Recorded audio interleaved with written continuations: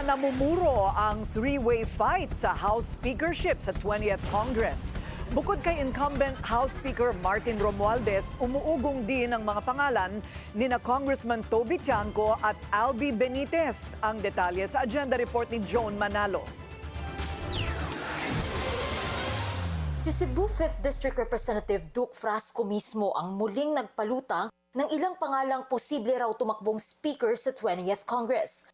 Yan ay sina Navotas Congressman at Alyansa Campaign Manager Toby Tiangco at Negros Occidental Congressman-elect Albi Benitez. Pero naging matunog din ang pangalan ni Frasco na kamakailan lang ay sinamahan si PBBM sa World Expo 2025 sa Osaka, Japan. Dahil dito, naging usap-usapan ang pagnanais daw ni Frasco na maging House Speaker.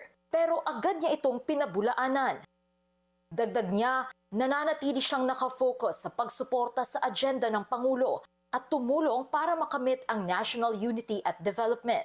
Nanindigan din si Frasco na nararapat maging united at proactive partner ang Kamara sa paghahatid ng meaningful at lasting change para sa mga Pilipino. Kung kaya't ang sinusuportahan niya raw para maging susunod na House Speaker ay si Tiangco o Benitez.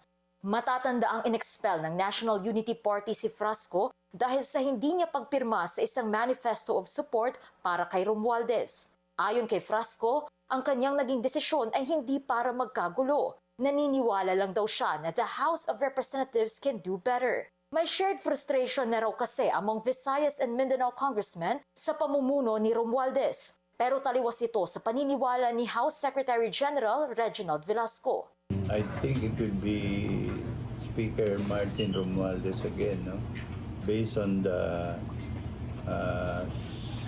pledge of support that he has received so far. Based on reports kasi, Speaker Romualdez has received signed pledges of support, I think 285 already, of the incoming Congress. So nobody can beat that at this time.